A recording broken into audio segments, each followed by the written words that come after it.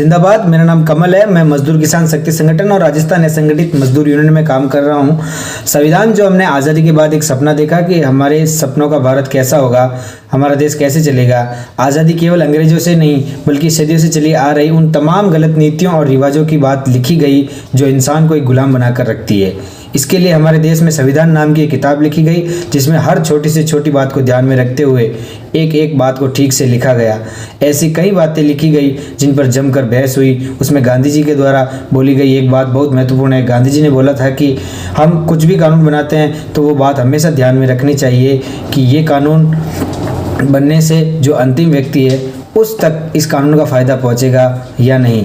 संविधान हमारे लिए हमारे धर्म ग्रंथ है उससे भी ऊपर है, क्योंकि संविधान में वो सब लिखा है कि हम कैसे जिएंगे, क्या खाएंगे, कैसे रहेंगे। लेकिन आज भी उस संविधान की किताब को दीमक लग गया है, क्योंकि संविधान लिखा तो गया है लेकिन उसका इस्तेमाल ठीक से नहीं हुआ। इसमें मुझे बाबा साहब भीमराव अम्बेडकर जी के द्वारा बोली गई वो बात याद आती है कि संविधान चाहे कितना भी बुरा क्यों ना हो, अगर उसे लागू करने वाले लोग अगर अच्छे हैं तो संविधान अच्छा साबित होता है, और संविधान कितना ही अच्छा क्यों ना बना हो लेकिन उसे अगर लागू करने वाले लोग बुरे हैं तो संविधान बुरा ही साबित होता है। इसलिए संविधान बचेगा तो देश बचेगा, और देश बचेंगे तो हम बचेंगे। तो संविधान है तो हम हैं। जिंदाबाद। सभी को जिंदाबाद। मेरा नाम पूजा खटीक है। मैं कालादे पंचायत से हूँ। मुझे संविधान बहुत कुछ देता है जिसमें सबसे महत्वपूर्ण है मेरी आज़ादी। आज मैं आज़ाद हूँ, अपने तरीके से जीवन जी रही हूँ, अपने मन का कर रही हूँ, जहाँ भी जाए घूम फिर रही हूँ, वो सब संविधान के कारण। हमें संविधान बहुत कुछ देता है, हमारे हक अधिकार देता है, हमारे कर्तव्य देता है, तो हमारे लिए संविधान बहुत महत्वपूर्ण है। जिंदाबाद साथियों, मेरा नाम प्रीति है और मैं बगरू से हूँ। मैं बगरू संस्था में कार्य करती हूँ और इसके साथ ही मैं अपनी पढ़ाई पूरी कर रही हूँ।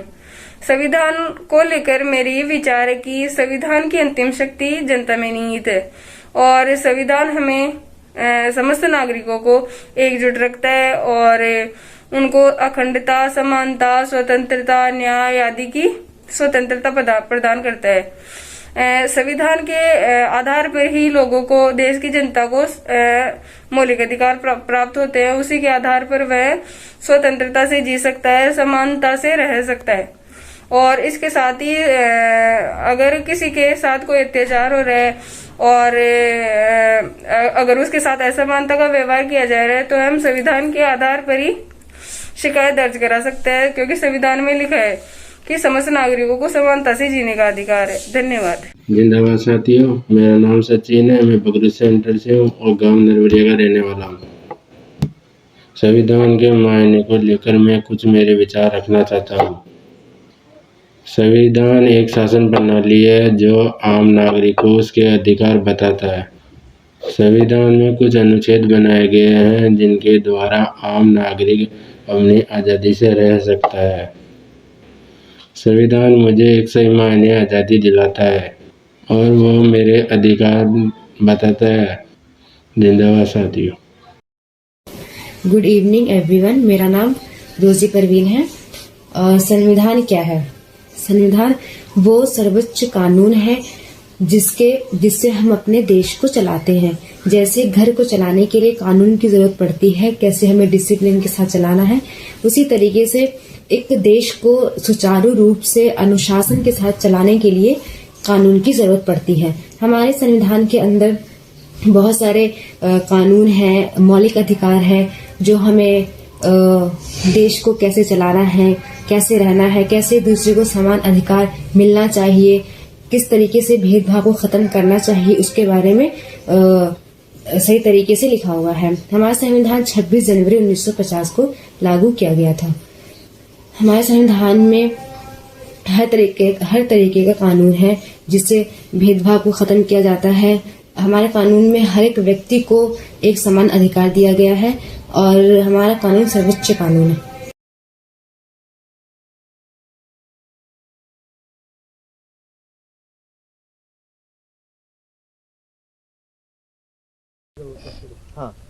जी नमस्कार। ये सूफी सॉन्ग है हमारे पीर और मुर्शद का, जिन्हें हम सभी लंगा मंगनियार सब काफ़ी करीबन कलाकार लोग सईद कम्युनिटी के हम मुरीद हैं। आज जो मैं सुनाने जा रहा हूँ, आज हम उन्हें जिंदा वली कहते हैं। पीर मुर्शद बापू गुलाम हुसैन का कलाम है और ये विराजते हैं वहाँ सूजा शरीफ में, बाड़मेर ज़िले में सूजा शरीफ है। उसी के आधार पर मैंने मेरी कल्पना से कुछ लिखा है। अल्लाह और ईश्वर मुझे माफ़ करे और कामयाबी दे। उनका जो नेम है इतना अच्छा है, वो नहीं हिंदू मुसलमान, वो चारों धर्मों को लेके चल रहा है और इस अपने हिंदुस्तान के लिए हर वक्त दुआ मांगता है, ए अल्लाह मेरे हिंदुस्तान को आबाद रख, खुश रख। उनका यही नेम है। मैं कई जगह पे जब प्रोग्राम करते हैं तो पहले अपने वतन का दुआ मांगते हैं। वो इतना अल्लाह का वली है। वो अपने वतन के लिए हमेशा दुआ करता है, मेरे वतन हमेशा आबाद रहे और भारत हमारा आबाद रहे। उनका वो ये असूल है, उसी का ये कलाम है।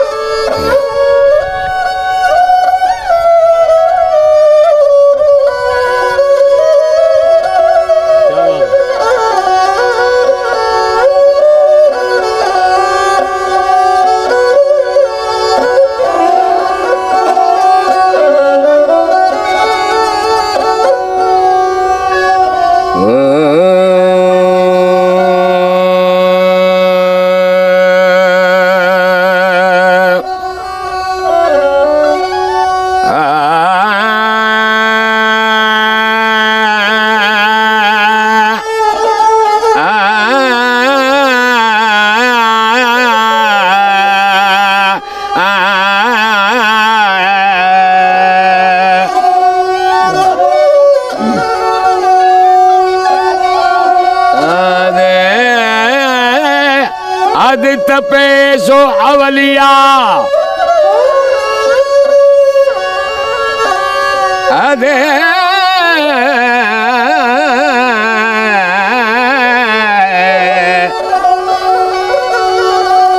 अद तपेशो अवलियार बेहद तपेशो पीर अद बे अदे आदे बे आदे दोनों तपेला मेरो नाम फकीर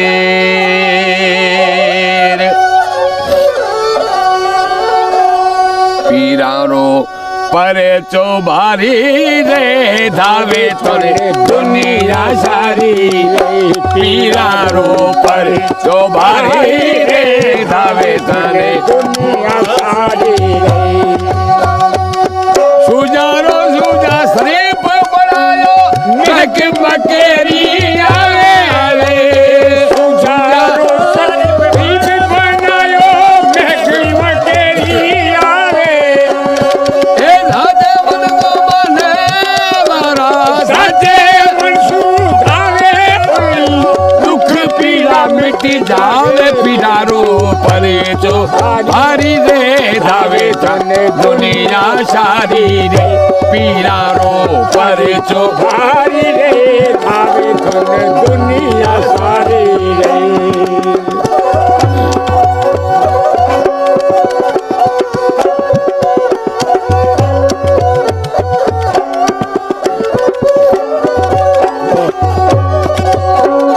कुतबे आलम सायों में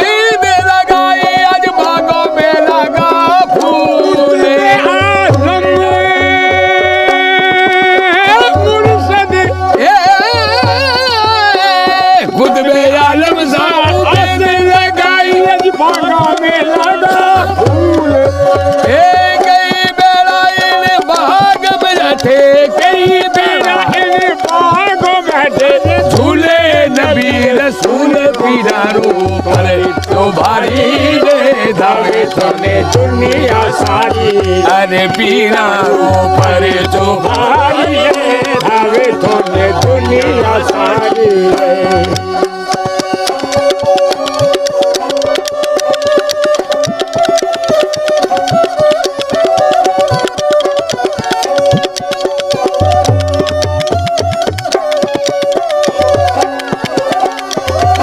सिंधी गुजरात में जठे बापू ने माने खासे हिंदी गुजरात में जठे बापू ने माने खासे ए मारे भाई ने वे बड़ी गांव रे यूबर बड़ी ने वे बड़ी गांव रे यूबर अरे जबरी पड़ो परी काज पीरारो पर चौभारी दे दावे थने दुनिया सारी अरे पीरारो पर जो भारी है भावे थोने दुनिया सारी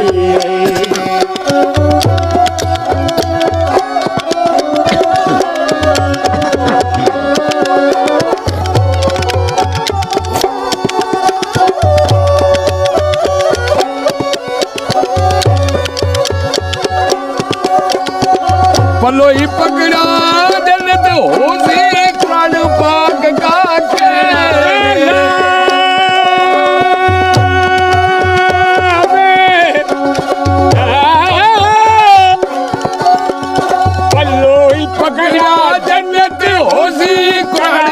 पाक का नबी के नक्शे कदम पर चलो नबी के नक्शे कदम पे चलो हिदायते गुलाम हुसैन पीरारो पर जो भारी दावे थाने दुनिया सारी रे पीरारो पर जो भारी दावे थाने दुनिया सारी रे मुझे जड़ा प्रीत कही जे मैं पीरारी गावे जड़ा प्रीत कही जे मैं पीरारी गावे ए कवि मधन कीरति कहे कवि हम कीरति कहे हरी हाथों पीड़ी आज जावे पीरारो पर जो भारी रे दुनिया सारी रे पीरारो पर जो भारी रे दावे थोने दुनिया सारी रे बिस्मिल्ला करी अर्ज़ अल्लाह अल्लाह राखे के बिस्मिल्ला कर अर्ज़ अल्लाह राखे ए आले नबी औलाद यदि को आले नबी गावे लगना नेक पीरारो पर जो भारी रे गावे तने दुनिया सारी रे पीरारो पर जो भारी रे गावे तने दुनिया सारी रे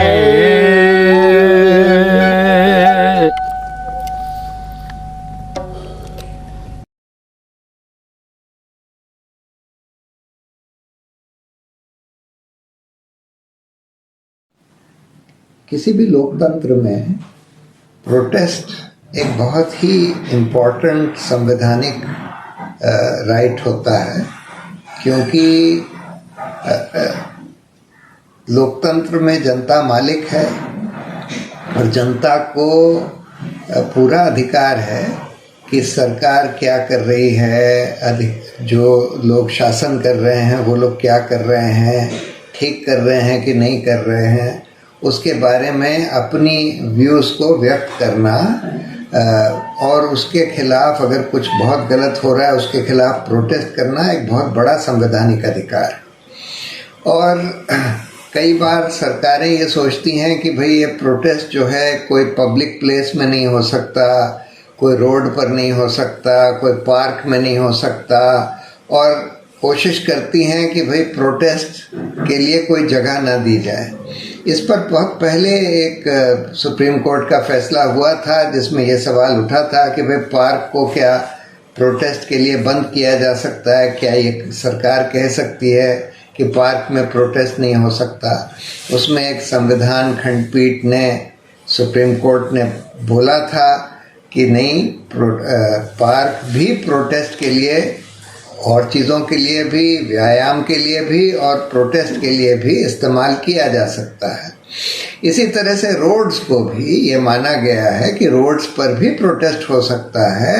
हाँ, बहुत ज़्यादा एक्सेसिव बाधा नहीं आनी चाहिए। जो लोग रोड को यूज़ कर रहे हैं अपने ट्रैवल के लिए या ट्रांसपोर्टेशन के लिए, उसमें बहुत एक्सेसिव बाधा नहीं आनी चाहिए, लेकिन उसका ये मतलब नहीं है कि रोड को नहीं यूज़ किया जा सकता।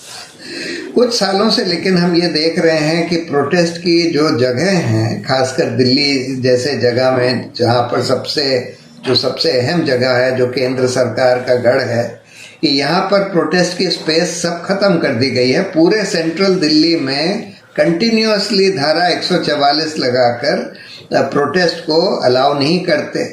उन्होंने जंतर मंतर किया था, लेकिन धीरे धीरे करके जंतर मंतर में भी परमिशन देनी बंद कर दी थी। तो उसके बाद मजदूर किसान शक्ति संगठन ने एक केस किया सुप्रीम कोर्ट में, जिसमें सुप्रीम कोर्ट ने बोला कि नहीं, आप ऐसे बंद नहीं कर सकते। और ये भी बोला कि बोट क्लब को भी आप, क्योंकि बोट क्लब में पहले सारी बड़ी बड़ी रैलीज वगैरह वहीं होती थी, कि बोट क्लब को भी खोल दिया जाए प्रोटेस्ट के लिए। लेकिन आज सब कुछ को नज़रअंदाज करके आज फिर वही चल रहा है कि भाई कहीं प्रोटेस्ट ना हो पाए, कोई पब्लिक प्लेस पर प्रोटेस्ट की परमिशन ना दी जाए। और जब से ये कोविड हुआ है, तब से और ज़्यादा कोविड का इस्तेमाल करके उन्होंने प्रोटेस्ट वगैरह बिल्कुल प्रोहिबिट कर दिए हैं। तो और बोट क्लब को तो ये प्रधानमंत्री का एक नया आलीशान बंगला बनाने के लिए, नया पार्लियामेंट बनाने के लिए, अब बोट क्लब जो कि एक रिक्रिएशन के लिए भी एक पार्क था, प्रोटेस्ट की स्पेस तो थी, लेकिन रिक्रिएशन के लिए एक अहम पार्क था, उसको ख़त्म कर दिया। पूरे इंडिया गेट के सारे लॉन्स ख़त्म कर दिए। तो सिर्फ प्रोटेस्ट ही नहीं, हम तो ये देख रहे हैं कि दिल्ली में, खासकर ये सरकार, खासकर दिल्ली में व्यायाम की भी सारी जगह एक एक करके ख़त्म करती जा रही है। जहाँ पर लोग घूमने के लिए आते थे, टहलने के लिए आते थे, पिकनिक के लिए आते थे, वो सारी जगह एक एक करके ख़त्म करी जा रही हैं। और सबको सरकार के लिए या सरकारी अधिकारियों के लिए रिस्ट्रिक्ट किया जा रहा है।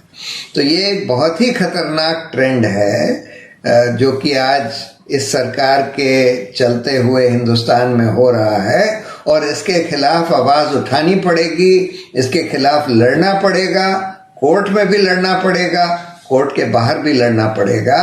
और हमें उम्मीद है कि जितने भी हमारे एक्टिविस्ट हैं हिंदुस्तान में, इसके खिलाफ सब मिलकर आवाज़ उठाएंगे। तो मेरा नाम रेणु है, मैं बगरू से हूँ और मैं संविधान के मायने क्या है और ये हमें क्या देता है, इस पर अपने कुछ विचार व्यक्त करना चाहती हूँ। मैं बताना चाह रही हूँ कि संविधान एक ऐसी बुनियादी नियमावली है जो समाज के लोगों में एक पूर्ण रूप से विश्वास और समन्वय पैदा करती है। ये समन्वय और विश्वास लोगों में एकता बनाए रखता है, उनमें भेदभाव की भावना को कम करता है और समानता लाता है। इसी के साथ संविधान हमें बताता है कि हमारे राइट्स क्या है, हमारी ड्यूटीज क्या है। ये राइट्स और ड्यूटीज हमें हमारे परिवार के प्रति, समाज के प्रति जीने के लिए, स्वतंत्रता के साथ जीने के लिए किस तरह से हमें जीना है, किस तरह से हमें दूसरों को सम्मान देना है और कैसे समानता को बनाए रखना है, ताकि हम अपने देश में से जातिवाद, भेदभाव और इन सबको मिटा सके और एक संपूर्ण अच्छे स्वस्थ देश का निर्माण कर सके। धन्यवाद। जिंदाबाद साथियों, मैं नदीम अख्तर डॉक्टर ए बालिका मेमोरियल ट्रस्ट से दिल्ली एसएफडी यूथ क्लस्टर में एज ए कोऑर्डिनेटर काम कर रहा हूँ। संविधान मेरे लिए वो नियम और कानून है जिससे हम अपनी ज़िंदगी को सुचारू रूप से चला सकते हैं और देश को, समाज के हर वर्ग को अच्छी तरह से तभी हो सकता है कि जब हम नियम का, संविधान का पालन करें। संविधान में हमें अधिकार मिले हुए हैं, लेकिन साथ साथ हमारे कुछ कर्तव्य भी हैं। अगर हम सिर्फ अधिकारों की बात करते हैं और कर्तव्य को नहीं निभाते, तब भी देश विकसित नहीं हो सकता है। तो हमें संविधान, कर्तव्य दोनों निभाने पड़ेंगे। तो इस तरह से संविधान मेरे लिए जीने का तरीका है। और संविधान में अगर कोई बात कही गई है उस पर अमल नहीं हो रहा है, हमें अधिकार नहीं मिल रहे, तो उसके खिलाफ हमें बोलने की आज़ादी है और उसके लिए हम टाइम टू टाइम इस तरह के एजिटेशन में शामिल होते रहते हैं। जिंदाबाद साथियों। Thank you. जिंदाबाद साथियों, मेरा नाम पूजा है और मैं मंगोलपुरी दिल्ली से हूँ। जब मुझसे पूछा गया कि संविधान की मेरी ज़िंदगी में क्या मायने हैं, तो मेरा जवाब यही है कि जब मैं स्कूल में पढ़ा करती थी तो किताब के पहले पेज पर मैंने देखा संविधान की प्रस्तावना, दूसरे पेज पर मैंने देखा गांधी जी का जंतर। तो कभी समझ ही नहीं आया कि ये 2 पेजेस हमारी किताबों पर क्यों है, हर किताब पर है। कभी स्कूल में टीचर ने नहीं समझाया, ट्यूशन में टीचर ने नहीं समझाया, लेकिन जब अब मैं फेलोशिप कार्यक्रम से जुड़ी तो मुझे पता चला संविधान की प्रस्तावना क्या है। और मेरी ज़िंदगी में संविधान के मायने बहुत हैं, क्योंकि संविधान ही है जो मुझे मेरे मौलिक अधिकार बताता है। और अगर मुझ पे किसी प्रकार की भी हिंसा, भेदभाव या किसी भी प्रकार का शोषण हो रहा है तो मैं उनसे कैसे निजात पा सकती हूँ, कैसे लड़ सकती हूँ, अपने हक के लिए कैसे लड़ सकती हूँ, उन सब के लिए संविधान बहुत बड़ा हथियार है। नमस्कार साथियों, मेरा नाम रजनी है और मैं मंगोलपुरी क्षेत्र दिल्ली से जुड़ी हुई हूँ फेलोशिप में। और संविधान मेरे लिए क्या है, संविधान मुझे क्या देता है? संविधान मुझे तमाम तरह के मेरे अधिकार देता है, मुझे मेरे कर्तव्य देता है, जो कि मुझे एक सभ्य नागरिक बनाता है इस देश का। और तमाम मेरे कर्तव्यों और अधिकारों के तहत मैं अपना प्रधानमंत्री और अपना MLA अपना सब मैं खुद चुन सकती हूँ अपने वोट के द्वारा। और अगर जो मेरा MLA है या फिर जो मेरे प्रधानमंत्री हैं या जो भी तमाम मेरे मंत्रीगण हैं और मेरे प्रतिनिधि हैं, अगर वो सही काम नहीं करते तो मैं इसके खिलाफ आंदोलन कर सकती हूँ, अपने आवाज़ अपनी बात को रख सकती हूँ। और अगर मेरी बात को ना सुना जाए तो दूसरी बार चुनावों में मैं उस सरकार को नहीं चुन सकती हूँ और दूसरी किसी सरकार को चुन सकती हूँ। उस तरह के तमाम अधिकार मुझे मेरा संविधान देता है। धन्यवाद साथियों, मैं यहीं पर अपनी बात रखती हूँ। Hello, my name is Anna Vargas. I'm a Constitutional Values Fellow with the School for Democracy. As you all know, today is the Samvidhan Divas, where we commemorate the adoption of our Constitution in 1949. So I would like to take a few moments here to reflect on how constitutional values and its provision play a critical role in my work at the Fellowship. I'm currently involved with training Satins in using e-Mitra Plus machines. Apart from wider and important objectives like empowering women and girls in the Panchayat, the Satins are critical frontline workers of the government who also help with increasing the outreach of the various government schemes and programs. There are a number of state-sponsored social security schemes or welfare schemes, such as Palanar for children who have lost parents and pension for widows, senior citizens, and disabled persons. Satins help in identifying eligible persons in the Panchayat for these schemes and adding them to the beneficiaries of the welfare programs. Article 38 of our Constitution, under the Directive Principles of State Policies, provides that the state is to promote the welfare of the people by securing social, economic, and political justice. All welfare schemes of the state are arguably in pursuance of this provision, which is aimed at bringing social and economic equality and justice. The Satins and the e-Mitra Plus machine play a critical role in disseminating information regarding these welfare schemes to the last person in the rural areas of Rajasthan. Moreover, the information which is proactively disclosed by the state in the Jan Suchna portal, which is accessible through the e-Mitra Plus machine, helps in holding the state itself accountable and in quicker grievance redress. संविधान दिवस की सबको बहुत बहुत हार्दिक शुभकामनाएं। संविधान दिवस हम मना रहे हैं और हमने संविधान को अपनाया, लोकतंत्र को अपनाया। उससे पहले एक तरह का राजतंत्र था, राजाओं का राज था। उससे हम बाहर निकले और हमने लोकतंत्र की ताकत को अपनाया। लोकतंत्र में सबको समानता, सबको बराबरी, सबको न्याय, ऐसा पूरा का पूरा हमारा ढांचा उसमें बनेगा। ये हमने कल्पना करी थी। आज हमें 70 साल से ज़्यादा हो गए, हम इसके लिए आज भी संघर्ष करते हैं। खुशी की बात यह है कि इस संवैधानिक ढांचे और इस संवैधानिक व्यवस्था को भारत की जनता ने जिंदा रखा और आज भी लोकतंत्र में जनता की ताकत, जनता की आवाज़ की बड़ी वैल्यू है, बड़ी ताकत है। वो अभी हमने जो आंदोलन हुए और जिनमें सफलताएं मिली, लगातार उसको देखा। जितने भी बड़े आंदोलन हुए, सड़क पर जनता आई, चाहे सत्ता कितनी ताकतवर थी, चाहे उसके पास कितनी बड़ी संख्या थी, लेकिन जनता की आवाज़ सुनी गई। यही तो लोकतंत्र है। इस लोकतंत्र को ऐसे ही जिंदा रखना है और हर इस जन में, लोक में ये बात पहुंच जाए कि हमारी ताकत, मेरी ताकत, मिल के बनी हुई ताकत सबसे बड़ी है और वही है हमारे जीने का आधार। तो इस संविधान को बनाए रखना, लोकतंत्र में जीने की जो हमारी इच्छाएं हैं वो कायम रखना, ये सब हम मिल के इससे सीख रहे हैं। जनता सिखा रही है, लोग सिखा रहे हैं और संविधान का ढांचा हमें वो व्यवस्था दे रहा है। हमें उम्मीद है कि हम इस लड़ाई में लोक की शक्ति को जगाने का और उसके द्वारा इस संविधान को जिंदा रखने का काम लगातार करते रहेंगे। जिंदाबाद। मेरा नाम अंजलि है। मैं NCDHR के साथ काम करती हूँ। मेरा विंग जो है दलित आर्थिक अधिकार आंदोलन, दलित और आदिवासियों के एजुकेशनल और इकोनॉमिक राइट्स के लिए काम करता है। कॉन्स्टिट्यूशन की अगर बात की जाए तो मेरे लिए कॉन्स्टिट्यूशन के मायने बहुत अलग हैं। एक दलित महिला होने के नाते जो लेयर्स ऑफ ऑपरेशन है मेरे लिए, वो बाकी उच्च जाति की महिलाओं से काफ़ी ज़्यादा हैं, जैसे जेंडर, क्लास, कास्ट और इकोनॉमिक बेसिस पे। मेरा जो पूरा एग्जिस्टेंस है वो कॉन्स्टिट्यूशन के अराउंड रिवॉल्व करता है। जॉब करने के साथ साथ मैं ह्यूमन राइट्स की भी पढ़ाई कर रही हूँ। अगर कॉन्स्टिट्यूशन ना होता तो ना मैं आज वो पढ़ाई कर पाती, ना मैं यहाँ बैठ के आपसे बात कर रही होती, ना मैं ये साफ सुथरे कपड़े पहन रही होती, ना मुझे पानी पीने का अधिकार होता और ना मुझे समाज में खुलेआम घूमने का अधिकार होता। मेरी आज़ादी, मेरा हक और मेरी पूरी शिक्षा मुझे कॉन्स्टिट्यूशन की वजह से मिली है। तो इस कॉन्स्टिट्यूशन डे पे आई विश कि हर उस दलित और आदिवासी महिला को उसके हक दिए जाएं जो सदियों से वंचित रहे हैं। जय भीम।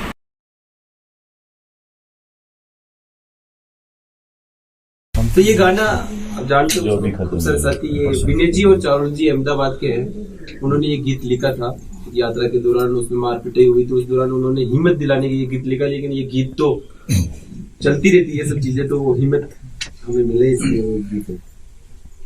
हम जुल्मतों से देश को आजाद कराएंगे, हम जुल्मतों से देश को आजाद कराएंगे, चाहे जो भी कर लो हमको करते जाएंगे। हम जुल्मतों से देश को आजाद कराएंगे, चाहे जो भी कर लो हमको करते जाएंगे। वो एक पल में सारे वादे भूल जाते हैं, वो एक पल में सारे वादे भूल जाते हैं। वो कहते हैं आएंगे पर ना लौट के आते हैं, वो कहते हैं आएंगे पर ना लौट के आते हैं। हम एक एक वादा उनको याद दिलाएंगे, एक एक वादा उनको याद दिलाएंगे, चाहे जो भी कर लो हमको करते जाएंगे, चाहे जो भी कर लो हमको करते जाएंगे। जिंदाबाद जिंदाबाद जिंदाबाद जिंदाबाद जिंदाबाद जिंदाबाद। वो देश प्रेम के नाम पर नफरत फैलाते हैं, वो देश प्रेम के नाम पर नफरत फैलाते हैं। वो लूटते हैं देश को दंगे करवाते हैं, वो लूटते हैं देश को दंगे करवाते हैं। हम गली गली में प्यार की शम्मा जलाएंगे, चाहे जो भी कर लो हमको करते जाएंगे। हम गली गली में प्यार की शम्मा जलाएंगे, चाहे जो भी कर लो हमको करते जाएंगे। ना लाठी है ना गोली है ना राज हमारा है, ना लाठी है ना गोली है ना राज हमारा है, ना जेल है ना चाल है ना ताज हमारा है, ना जेल है ना चाल है ना ताज हमारा है। हम गीतों से नारों से आवाज उठाएंगे, हम गीतों से वीडियो से आवाज उठाएंगे। चाहे जो भी कर लो हम तो करते जाएंगे, चाहे जो भी कर लो हम तो करते जाएंगे। ये रात काली पूछती है क्यों ये खाली है, ये रात काली पूछती है क्यों ये खाली है। किसने हमारी चांदनी हमसे चुरा ली है, किसने हमारी चांदनी हमसे चुरा ली है। हम जुगनू हर अंधेरे का हिसाब मांगेंगे, चाहे जो भी करो हम तो करते जाएंगे। हम जुगनू हर अंधेरे का हिसाब मांगेंगे, चाहे जो भी करो हम तो करते जाएंगे। एक किसानों का धरना चल रहा है तो उसके लिए हमने उस आंदोलन 1 साल हो गया, साल से ज्यादा हो गया, तो हमने एक लाइन उसमें इस गीत में हमने जोड़ी। खेतों से है जिंदगी ये हर कोई जाने, खेतों से है जिंदगी ये हर कोई जाने। खाने का कोई मोल नहीं है हर कोई माने, खाने का कोई मोल नहीं है हर कोई जाने। फसलों के पालनहार की माटी बचाएंगे, फसलों के पालनहार की माटी बचाएंगे। चाहे जो भी कर लो हम तो करते जाएंगे। जिंदाबाद जिंदाबाद जिंदाबाद जिंदाबाद जिंदाबाद जिंदाबाद जिंदाबाद जिंदाबाद जिंदाबाद।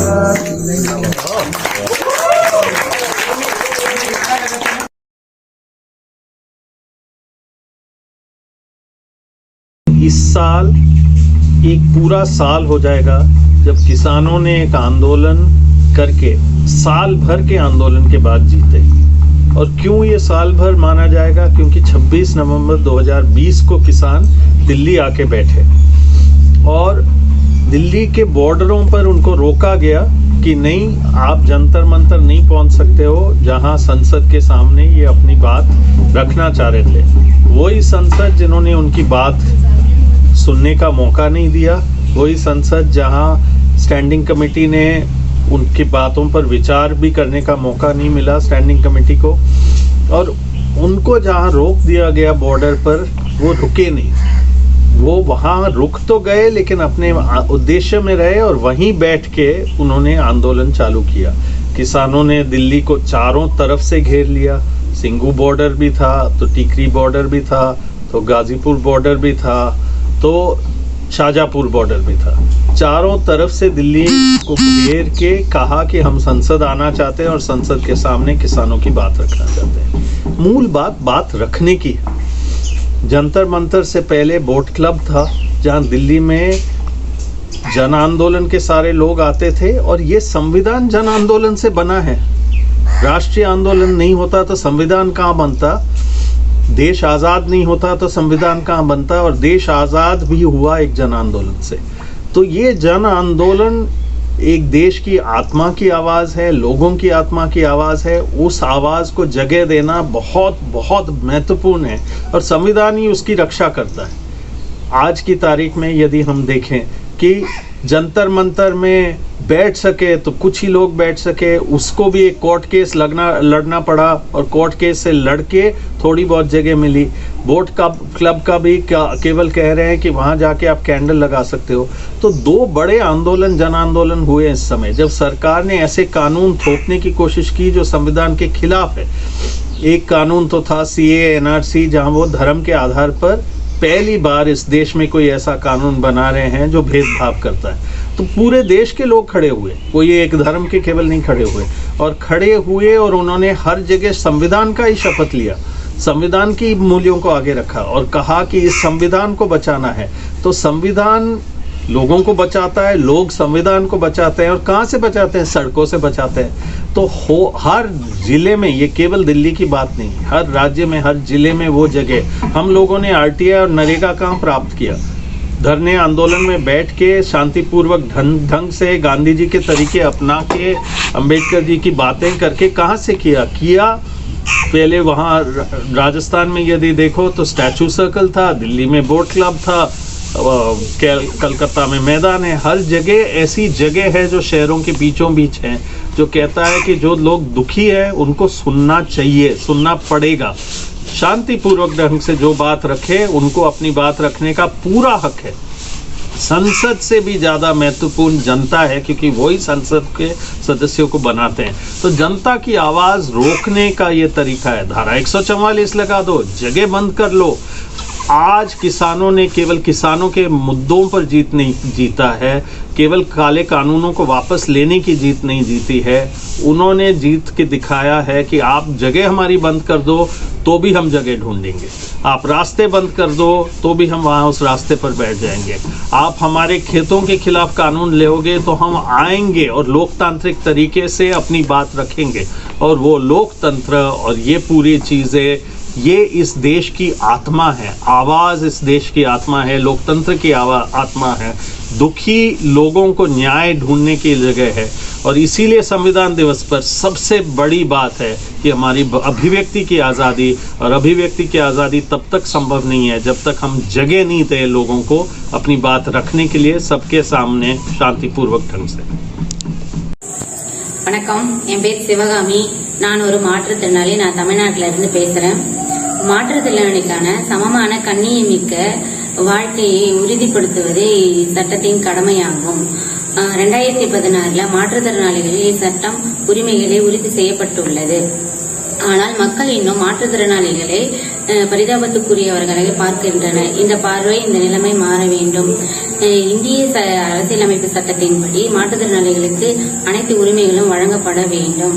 மேலும் மாற்றுத்திறனாளிகளுக்கு ஏற்றவாறு தங்குதடையின்றி சூழ்நிலைகளை ஏற்படுத்தி தர வேண்டும். மாற்றுத்திறனாளிகளுக்கு வேலை வாய்ப்புகளை உறுதி செய்யப்பட வேண்டும் என்பதை இத்தருணத்தில் நான் தெரிவித்துக் கொள்கிறேன். வணக்கம். My name is Zohra. मेरे लिए संविधान के बहुत ज़्यादा मायने हैं। संविधान किसी भी धार्मिक ग्रंथ से बहुत ज़्यादा मायने रखती है। वह किसी भी लोगों के बीच में कोई बाउंड्री नहीं क्रिएट करती, सबको बराबर अधिकार देती है, सभी लोगों को एक समान समझती है, जो कि हम सभी हैं इंसान। कोई धर्म हमें आपस में बांट नहीं सकता। मैं डॉक्टर भीमराव अंबेडकर की बहुत ज़्यादा रिस्पेक्ट करती हूँ, उनके पूरे काउंसिल की, जिन्होंने अपने इतने अच्छे विचारों से हमारे देश का इतना अच्छा संविधान बनाया है। संविधान के भले ही वर्ड्स थोड़े मुश्किल हो, बट उनका जो मीनिंग है वो बहुत ही इजी है और वो सभी लोगों के हक में है। वह किसी को ऊंचा नीचा नहीं समझता, वह सभी को एक बराबर समझता है। और मेरे अकॉर्डिंग संविधान जो है हर स्कूल में पढ़ाना चाहिए, ताकि हमारे देश के आने वाले भविष्य बच्चे उसके बारे में अवेयर हो सके और लोगों को भी बता सके कि एक्चुअल में संविधान क्या है, और किसी भी व्यक्ति के साथ हमें भेदभाव नहीं करना चाहिए। Thank you. मेरा नाम गोविंद है और मैं बगरू से हूँ। संविधान के मायने को लेकर मेरे विचार है कि संविधान एक ऐसी शासन प्रणाली है जो आजादी से पहले और आजादी के बाद के मूल्य को दर्शाता है। जैसे आजादी से पहले किसी पे अत्याचार हो रहे थे तो वह कमजोर है तो वह अपने हक के लिए लड़ाई नहीं कर सकता था, और आजादी के बाद में यदि कोई कमजोर है या उसके ऊपर अत्याचार हो रहे हैं तो वो अपनी आजादी के लिए आराम से प्रशासन की सहायता लेके वो अपने हक के लिए लड़ सकता है। धन्यवाद।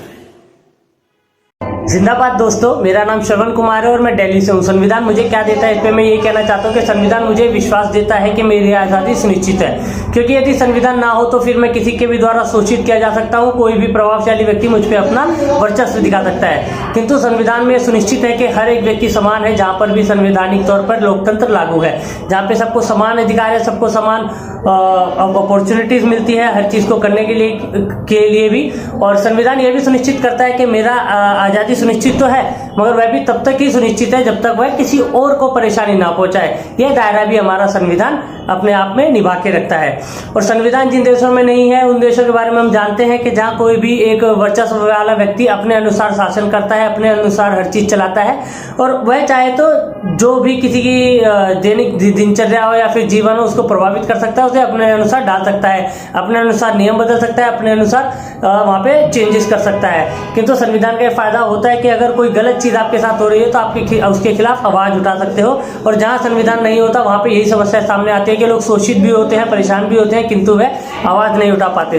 तो संविधान मुझे हक देता है कि यदि मेरे साथ कुछ अन्याय हो रहा है तो मैं उसके खिलाफ आवाज भी उठा पाऊँ। धन्यवाद। सवाल है कि what does constitution mean to me. तो basically from the just perspective से मैं देख रहा हूँ, मुझे लगता है आज इस देश में रहने के लिए और खुशी से ज़िंदगी बिताने के लिए जो एकमात्र सहारा जो हम लोगों के लिए है, हम लोगों का रक्षक तो संविधान है। ऐसे वक्त में जहाँ सरकारें जुल्म ढाती हैं, जहाँ पर समाज जुल्म ढाता है, वहाँ पर एक किताब हमारा रक्षक बन के आता है। हमारे पूर्वजों ने जिस संविधान को एक्सेप्ट किया था, जिसने हमें बोलने की आज़ादी दी, जिसने हमें सेकुलरिज्म का पाठ पढ़ाया, जिसने हमें समानता सिखाई, ऐसा हम उसे ग्रंथ ही मानते हैं। ऐसा ग्रंथ, ऐसी किताब हम बहुत शुक्रगुजार हैं, खुशगुजार हैं कि हमें मिला, जिसने हमें प्रोटेक्ट किया। इसने हमारे right to live and right to life with dignity को हाईलाइट किया है, जिसमें ये बताया गया है कि आप न केवल रहिए, आप पूरे इज़्ज़त के साथ रहिए, जिसमें हमारे हर राइट को प्रोटेक्ट किया जाएगा।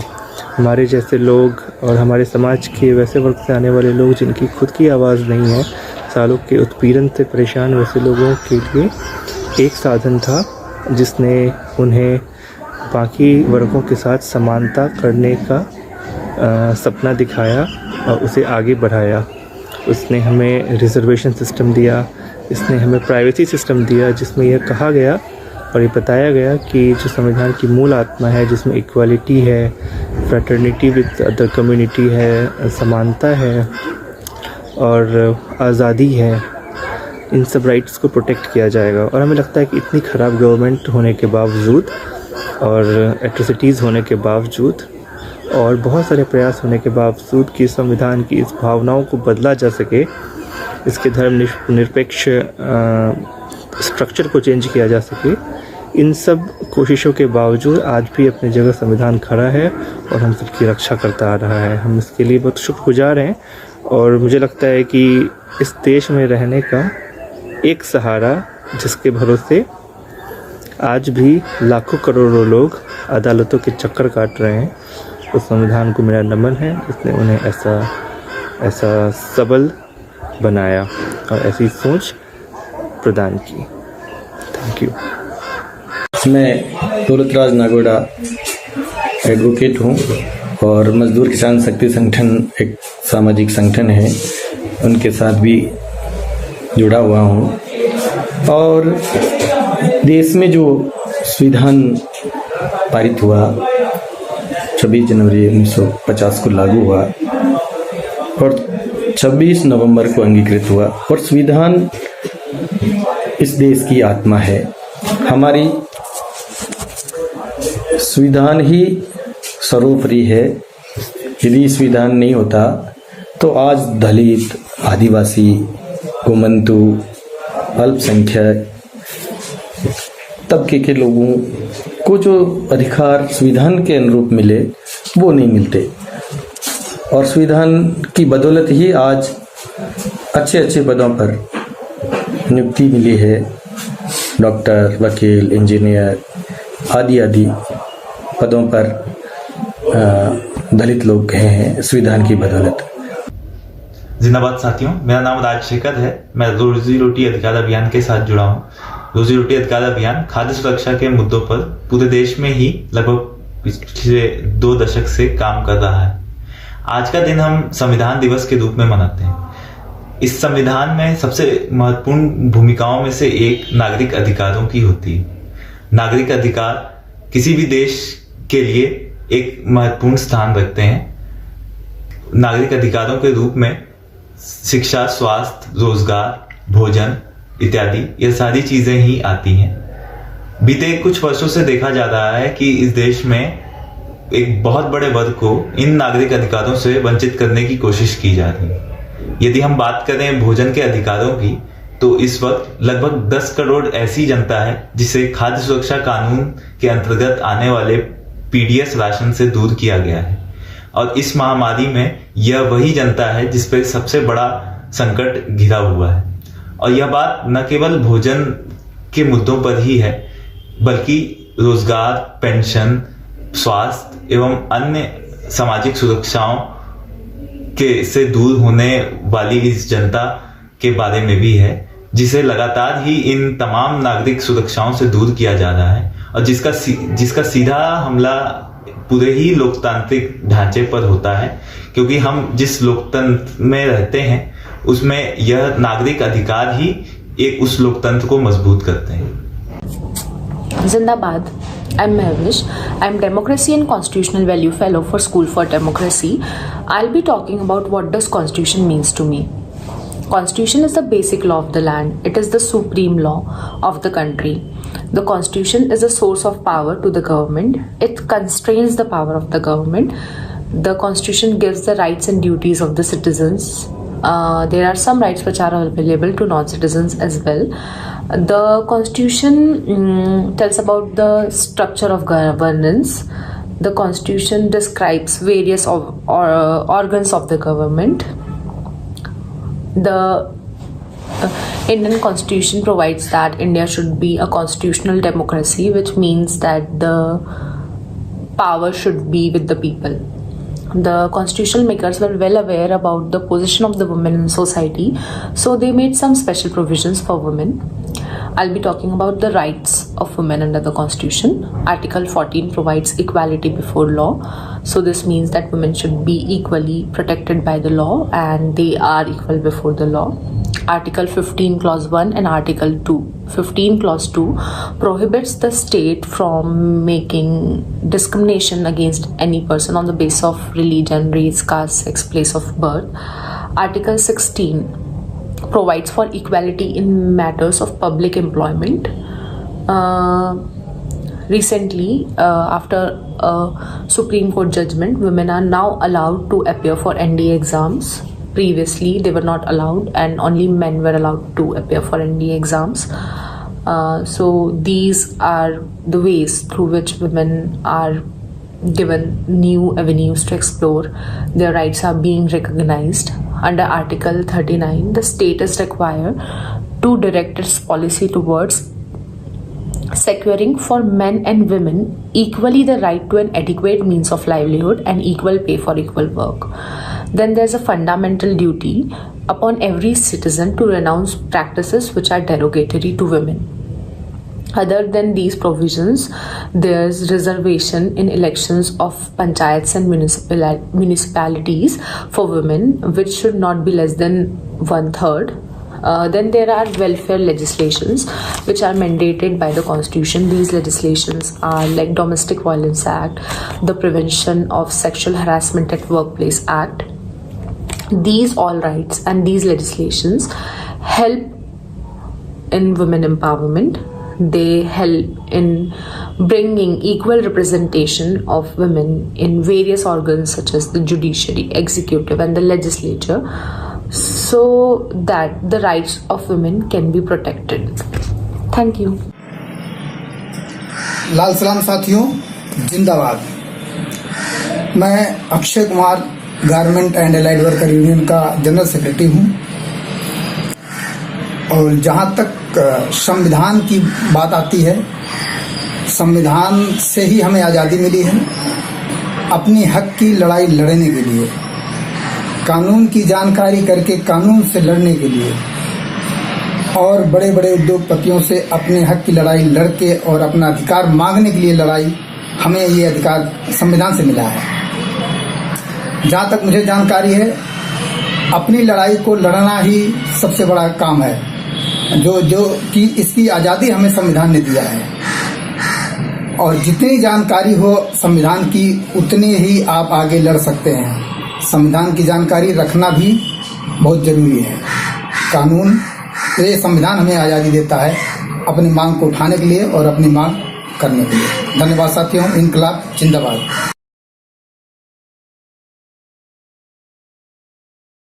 नमस्कार, मेरा नाम मौसिम खान। नमस्कार, मेरा नाम जावेद खान। नमस्कार, मेरा नाम बरकत खान। नमस्कार, मेरा नाम जावेद खान। नमस्कार, मेरा नाम असलम खान। नमस्कार, मेरा नाम आबिद खान। नमस्कार, मेरा नाम हकम खान।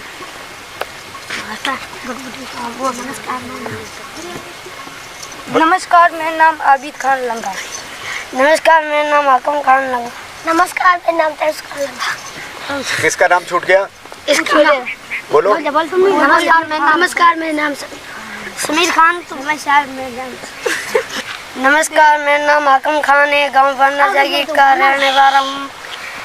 जो हम गाना गाने वाला हूँ बिसुड़ा गाना है, जो वहाँ बूढ़ियों की होती है, यहाँ हमारी की गाना गाने वाले हूँ। और ये रेशल और वहाँ पे हमारे भाई लोग भी बैठे, हमारी बात उनकी भी होगी। ठीक है, तो हम गाना शुरू करने वाले हैं बिछुड़ा। अरे गई मार गई, अरे गई मार गई, अरे उतारी साजन बिछुड़ों में दड़ी खेलवा गई। जो उतारी साजन बिछुड़ों में दड़ी खेलवा गई। जो दड़ी खेलवा गई मैं तो खेलवा गई।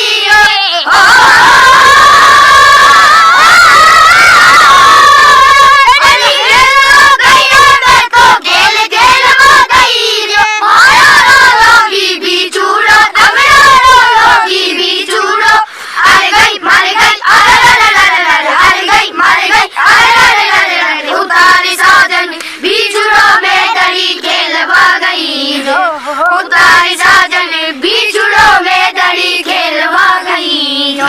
दड़ी खेलवा गई रे मैं तो रेल खेलवा गई दड़ी खेलवा गई रे मैं तो रेल खेलवा गई रे। मारो रो रो बीबी जुड़ो, अब रो रो बीबी जुड़ो। अरे गई मर गई, अरे गई मर गई, अरे उतारी साजन बिछुड़ों में दड़ी खेलवा गई। उतारी साजन बिछुड़ों में दड़ी खेलवा गई। सना रे चुगती रे काटो काटो मारो बिछुड़ा।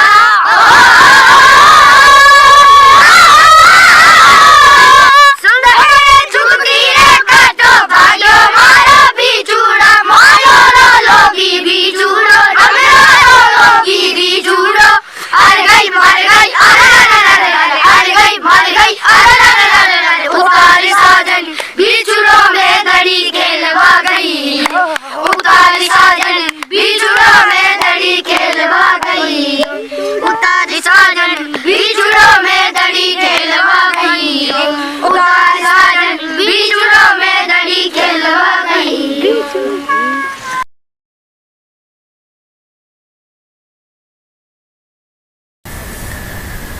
सभी को संविधान दिवस का जिंदाबाद। आज 26 नवंबर है, संविधान दिवस है, लेकिन आज 26 नवंबर को किसान दिल्ली पहुंचे हुए 1 साल होने जा रहा है। हालांकि किसान आंदोलन 1 साल से ऊपर से चल रहा है।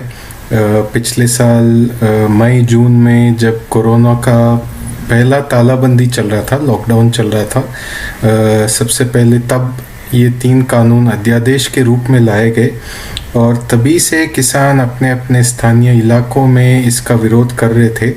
और पिछले साल सितंबर में जब संसद का सत्र चला, तब जो 3 अध्यादेश थे उनको संसद में पास करके कानून बनाया गया। हालांकि केंद्र सरकार इस खेती, किसानी, कृषि के मुद्दों पे संविधान के हिसाब से कानून नहीं बना सकता, क्योंकि संविधान कहता है कि ये इन मुद्दों पर राज्यों को कानून बनाना चाहिए और राज्यों का हक है इन चीज़ों पे निर्णय लेने का और कानून बनाने का। तो ये एक मुद्दा है जिसको लेके कुछ लोग सुप्रीम कोर्ट भी गए थे कि ये कानून संविधान के खिलाफ है, क्योंकि केंद्र इन मुद्दों पे निर्णय ले ही नहीं सकता और कानून बना ही नहीं सकता। पर उसके अलावा जो एक और बात है जो संविधान के ऊपर एक काफ़ी बड़ी प्रहार है, जिस तरीके से ये कानून पास किए गए। राज्यसभा में जब ये कानून पेश हुए पास होने के लिए, तब एक जिस तरीके से पास किया गया उससे संविधान को एक काफ़ी बड़ी चोट लगी है, क्योंकि इस पे जो सांसद को सहमति देना था, उन्होंने जो आमतौर पे जो तरीका होता है कि उनको एक बटन दबाना होता है और बटन दबाने से गिना जाता है कि कितने सांसद किसी कानून के समर्थक हैं और कितने सांसद उसके खिलाफ हैं। लेकिन जब ये कानून पास किया गया तो ये तरीका नहीं अपनाया गया, एक वॉइस वोट के माध्यम से ये पास किया गया। वॉइस वोट का मतलब ये है कि लोग मुँह ज़बानी बोलते हैं कि वो कानून से सहमत हैं कि नहीं है, और मुँह ज़बानी ऐसा नहीं कि अलग अलग एक एक करके पूछा जाता है, सबको एक साथ पूछा जाता है। तो इससे सही तरीके से गिनना मुश्किल है कि कितने समर्थक थे और कितने लोग इसके खिलाफ में थे। और जब ये चल रहा था तब पारदर्शिता के लिए राज्यसभा और लोकसभा दोनों में जो भी चर्चा चल रही है, जो निर्णय लिया जा रहा है, इसका लाइव स्ट्रीम किया जाता है, टीवी पे लाइव देख सकते हैं, क्योंकि जनता को पता होना चाहिए कि उनके प्रतिनिधि क्या निर्णय ले रहे हैं, क्या चर्चा कर रहे हैं। लेकिन जब ये कानून पास करने के लिए इनको पेश किया गया तो राज्यसभा का लाइव टेलीकास्ट बंद किया गया, जो सांसद थे उनका माइक भी बंद किया गया, और इस तरीके से ये कानून पास किया गया है। और अगर जो मीडिया में खबर है उसके हिसाब से जो कहा जा रहा है वो ये है कि समर्थक की संख्या कम था और जो सांसद इसके खिलाफ में थे उनकी संख्या ज़्यादा थी, उसके बावजूद ये कानून पास किए गए। तो ये करने से हमारे लोकतंत्र पे और हमारे संविधान पे भी एक बहुत बड़ा एक बहुत बड़ी चोट लगी है। लेकिन अब प्रधानमंत्री ने घोषणा किया है कि वापस लिए जाएंगे, और संसद में ये जो औपचारिकता है वापस लेने का वो अभी होना बाकी है। लेकिन उसके बावजूद किसान अभी कह रहे हैं कि एक समर्थन मूल्य की मांग है, न्यूनतम समर्थन मूल्य की, और जब तक वो चाहते हैं कि ये मांग भी पूरी हो आंदोलन ख़त्म करने से पहले। वो इसलिए है कि इससे पहले जब एनडीए की पहली सरकार बनी, मोदी सरकार, जब 2014 में उनका जब पहली बार प्रधानमंत्री बने, तब भूमि अधिग्रहण को लेके भी अध्यादेश लाए गए, और तब उनकी संख्या कम थी तो वो अध्यादेश कभी संसद में पास नहीं कर पाए। लेकिन बार बार वो अध्यादेश लैप्स होता था और दोबारा उनको वो अध्यादेश लाया जाता था। और फिर 2015 में जब बिहार का चुनाव होना था तो उससे पहले फिर वो आखिर में अध्यादेश वापस लेना पड़ा। लेकिन उसके बाद जो हुआ वो एक सीख है। उसके बाद हुआ ये कि किसान जिन प्रावधानों का विरोध कर रहे थे केंद्र के भूमि अधिग्रहण अध्यादेश में, उन्हीं प्रावधानों के साथ अलग अलग राज्यों ने, खास करके वो राज्य जहां बीजेपी सरकार थी, उन्होंने भूमि अधिग्रहण का कानून पास किया जिसमें वही प्रावधान थे जिसका खिलाफ किसान कर रहे थे केंद्र में। तो ये हो सकता है कि अभी ये 3 कानून केंद्र सरकार तो वापस ले ले, लेकिन जहां जहां बीजेपी सरकार है ये हो सकता है कि आगे जाके वहां राज्यों में बीजेपी सरकार ऐसे कानून पास करे जिसमें वही प्रावधान है जो इन 3 कानूनों में केंद्र जो लेके आई थी 3 कानून, उनमें जो प्रावधान है। तो अगर एक एक तरीका है कि ये ना हो, तो उसके लिए यही तरीका है कि न्यूनतम समर्थन मूल्य की गारंटी की एक कानून केंद्र बनाए, और ताकि आगे जाके चाहे केंद्र हो या चाहे कोई भी राज्य हो, वो ऐसा कोई कानून बना नहीं पाएंगे जिससे न्यूनतम समर्थन मूल्य की गारंटी पे कोई प्रहार हो या उस पे कोई असर पड़े। तो इस वजह से, ताकि आगे भी जाके ऐसा कुछ ना हो या राज्यों द्वारा ऐसा कुछ ना किया जाए, इसीलिए किसान एक और मांग शुरू से कर रहे हैं और अभी भी उस मांग पे डटे हैं कि न्यूनतम समर्थन मूल्य की गारंटी पे भी एक कानून होना चाहिए। और उसके अलावा संविधान दिवस पे इस आंदोलन से और इस मुद्दे से हमें शायद इस पे भी सोचना चाहिए कि जिस तरीके से ये 3 कानून लाए गए, सबसे पहले अध्यादेश के रूप में लाए गए, उसके बाद इस पे सलाह मशवरा किसानों के साथ नहीं किया गया, जनता से नहीं की गई, और संसद में भी इस पे कुछ खास चर्चा नहीं हो पाया, और इस तरीके से ये कानून लाए गए। और सिर्फ इन 3 कृषि कानूनों की बात नहीं है, CAA यानी नागरिकता की संशोधन का जो कानून लाया गया, या जम्मू कश्मीर को लेके आर्टिकल 370 का कानून भी जिस तरीके से लाया गया, इन सब में कई बार सांसदों को खुद पता नहीं था कि अगले दिन या उसी दिन भी कि ये कानून पेश होने वाले हैं, उनमें क्या क्या प्रावधान है। तो अगर सांसद को ही पता नहीं है कि क्या कानून में है और कब लाया जा रहा है, उसमें क्या क्या लिखा है, तो जनता से पूछने की बात तो दूर, यहाँ तो सांसद तक को भी पूछा नहीं जा रहा है कि उनका राय क्या है कानूनों पर। तो ये सूचना के अधिकार अभियान भी कई दशक से कहते आ रहा है, और इस पे हमें आज संविधान दिवस पे भी सोचना चाहिए कि 5 साल में एक बार वोट देने के अलावा नागरिक को एक लोकतंत्र में कैसे और भागीदारी दी जाए, उनको कैसे खास करके कानून बनाने के प्रक्रिया में उनकी आवाज़ इस प्रक्रिया में कैसे पहुंचाया जाए, जनता की राय कैसे ली जाए, ताकि जो कानून बने वो ऐसे कानून बने जो जनता चाहती है, उसमें ऐसे प्रावधान हो जो लोग चाहते हैं, और उनके खिलाफ कोई कानून नहीं लाया जाए या उनमें कोई ऐसा प्रावधान ना हो जो उनके हित के खिलाफ हो। तो इसके लिए जब UPA की सरकार बनी थी दूसरी बार 2009 से 2024 के बीच में, तब एक प्री लेजिस्लेटिव कंसल्टेटिव प्रोसेस का एक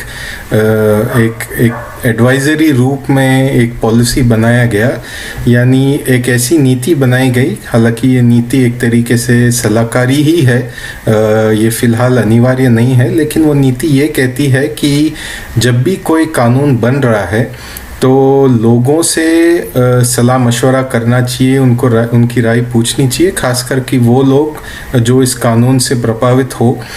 तो आज संविधान दिवस पे शायद हमें इस पे भी थोड़ा सोच विचार करना चाहिए, किसान आंदोलन को देखते हुए, या पिछले जब से ये दूसरी बार NDA सरकार बनी है, जिस तरीके से अलग अलग कानून को लाया गया है, उन पे जो और जिस तरीके से पास हुए हैं, हमें आज शायद ये सोचना चाहिए कि हम क्या कर सकते हैं कि इस तरीके का जो प्री लेजिस्लेटिव कंसल्टेटिव प्रोसेस है, यानी कानून लाने से पहले नागरिक से कैसे पूछा जाए कि वो क्या चाहते हैं इस कानून से, और उनकी राय भी इसमें जोड़ने का एक प्रक्रिया बनाए, और वो प्रक्रिया अनिवार्य हो। इस पे हम आज थोड़ा सोचें, ताकि संविधान के हिसाब से जब हम कहते हैं कि हम भारत के लोग, तो वास्तव में भारत के लोग की आवाज़ पहुँचे कानून बनाने की प्रक्रिया में, और लोकतंत्र को और गहरा बनाया जाए। इन्हीं विचारों से मैं अपनी बात समाप्त करता हूँ। सभी को संविधान दिवस का जिंदाबाद। धन्यवाद। എൻ്റെ പേര് മീര, ഞാൻ കേരളത്തിൽ നിന്നാണ്. ഇന്ന് നവംബർ 26 ഭരണഘടനാ ദിവസം. എന്താണ് ഭരണഘടനയുടെ പ്രാധാന്യം നമ്മുടെ ജീവിതത്തിൽ? ഭരണഘടന എന്താണ്? അല്ല, നമ്മളിൽ എത്ര പേർക്കറിയാം ഭരണഘടന എന്താണെന്ന്? എല്ലാവരും കേട്ടിട്ടുണ്ടാവും, റിപ്പബ്ലിക് ഡേ ഉണ്ട്, 26-ാം തീയതി ജനുവരി നമ്മൾ ആഘോഷിക്കുന്നു, ഭാരതം ഒരു റിപ്പബ്ലിക്കാണ്, ഇത്രയൊക്കെ എല്ലാവർക്കും അറിയാം. പക്ഷേ ഭരണഘടന എന്ന് പറഞ്ഞാൽ എന്താണ് BR അംബേദ്കർ മറ്റ് 290ഓളം പേരും അന്ന് കോൺസ്റ്റിറ്റ്യൂവൻ്റ് അസംബ്ലിയിൽ ഇരുന്ന് എഴുതിയത്? അതിനെന്താണ് നമ്മുടെ ജീവിതത്തിൽ പ്രാധാന്യം? ഇതെല്ലാം അന്വേഷിക്കുകയും അറിയുകയും ഈ വിവരം മറ്റുള്ളവരിലേക്ക് എത്തിക്കുകയും ചെയ്യേണ്ടത് ഈ കാലത്ത് വളരെ പ്രധാനപ്പെട്ട ഒന്നാണ് എന്നാണ് എൻ്റെ അഭിപ്രായം.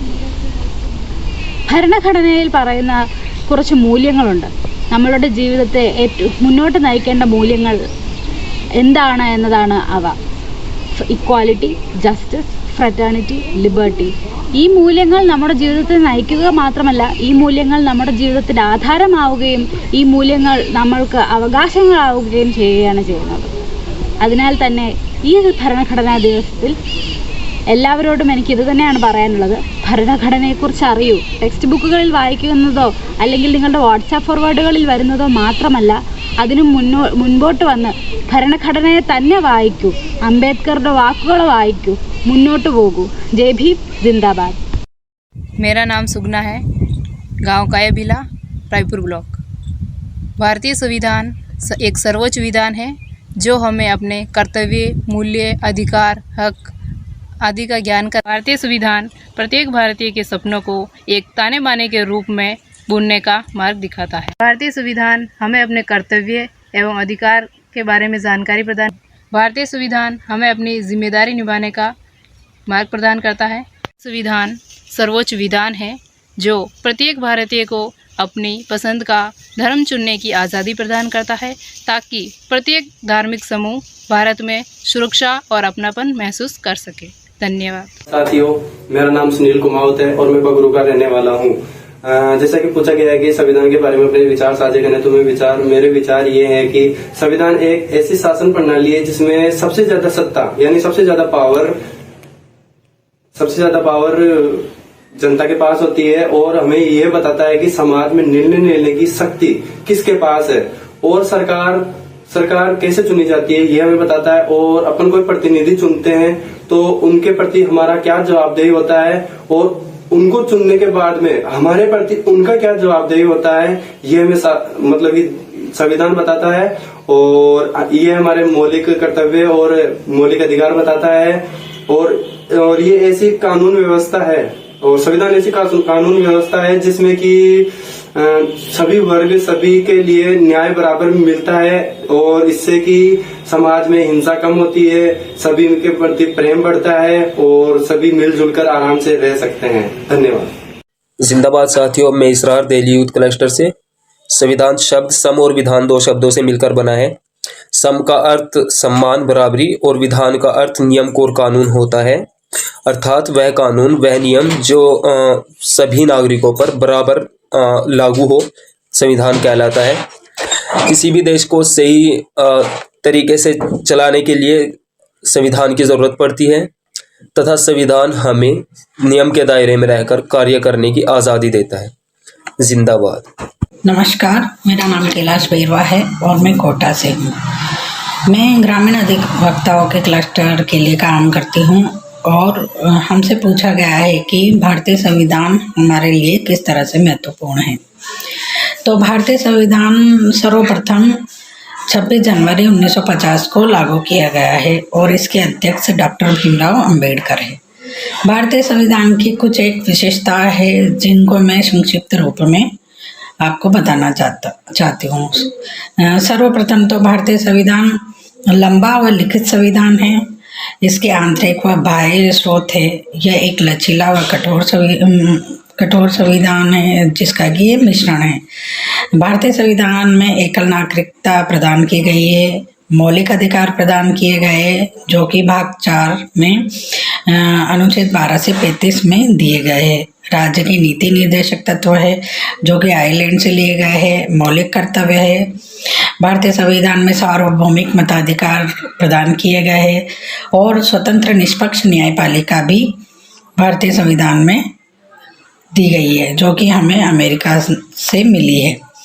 भारतीय संविधान में संसदीय शासन प्रणाली है जो कि ब्रिटेन से ली गई है। संसदीय शासन प्रणाली के अंतर्गत राज्यसभा, लोकसभा और संसद तीनों सम्मिलित किए गए त्रिस्तरीय शासन है, पंथनिरपेक्ष राज्य है।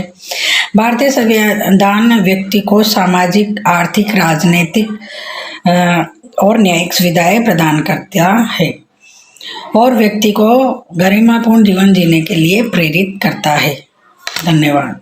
जिंदाबाद। मेरा नाम सिलू है। 26 नवंबर 1949 को हमारे देश के संविधान को संविधान सभा में पेश किया गया था और संविधान की वजह से हमें बहुत सारे अधिकार मिले, जिसमें समानता का अधिकार, स्वतंत्रता का अधिकार, शोषण के विरुद्ध का अधिकार और भी अधिकार हमें मिले हैं। और इसमें बाबा साहब भीमराव अम्बेडकर का बहुत बड़ा योगदान रहा है और इसमें संविधान को बनाने का मेन उद्देश्य का विभिन्न वर्गों के बीच के अंतर को बराबर रखना ही संविधान का मुख्य उद्देश्य है।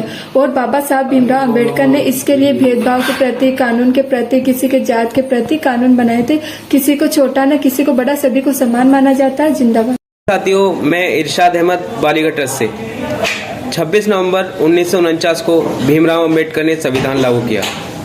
संविधान मेरे जीवन के विकास के लिए उतना ही ज़रूरी है जितना शरीर के विकास के लिए खाना।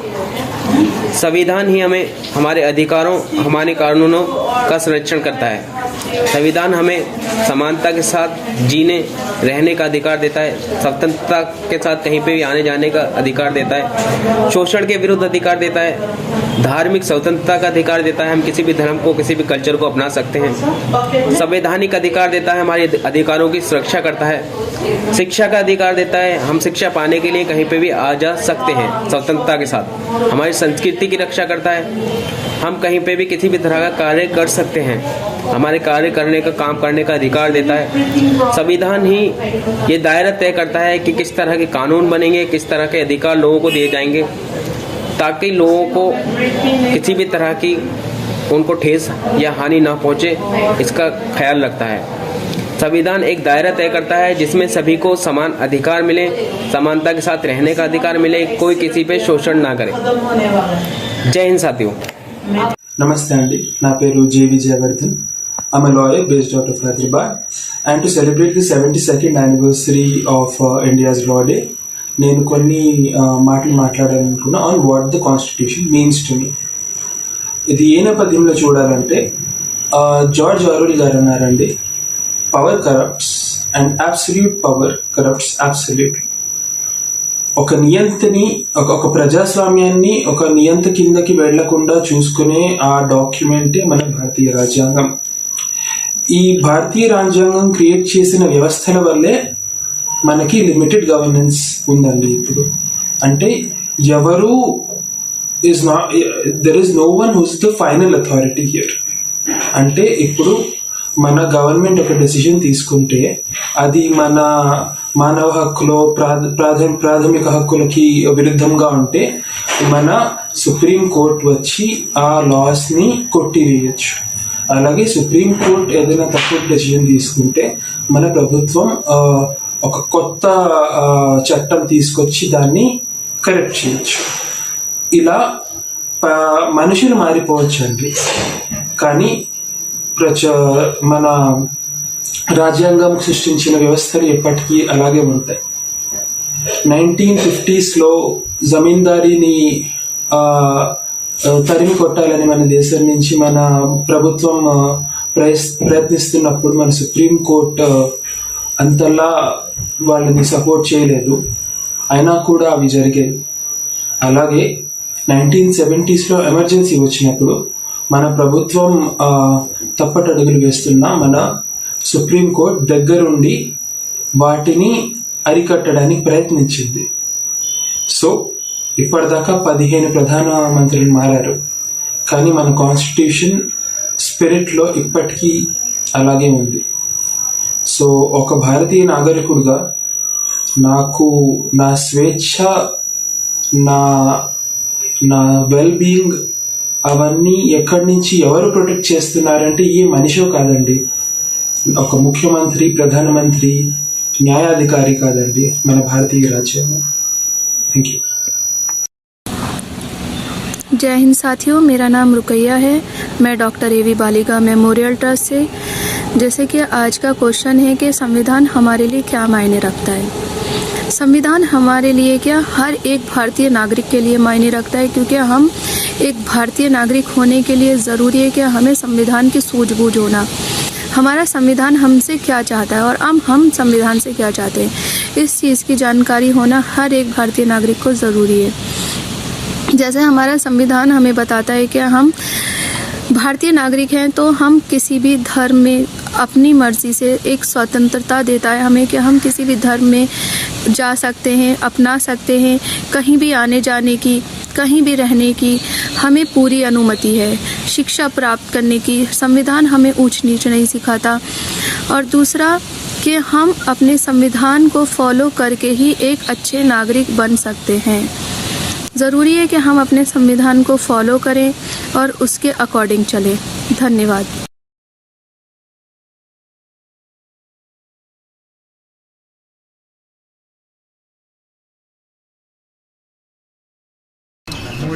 नमस्कार, मैं आसिन खान लंगा, गांव बड़दवा, तहसील पचपदरा, जिला बाड़मेर से हूँ और मैं एक लंगा जाति से हूँ। और आज हम सब साथ में बैठ के सारंगी बजाएंगे, उस राग और राग के गाने। तो हमारी लंगा कम्युनिटी का जो इंस्ट्रूमेंट है वो है सिंधी सारंगी। सिंधी सारंगी का नाम इसलिए रखा गया है कि हम सिंधी जज्बानों को मांगने वाला जाति है और इस सारंगी को ओनली लंगा कम्युनिटी ही प्ले करती है।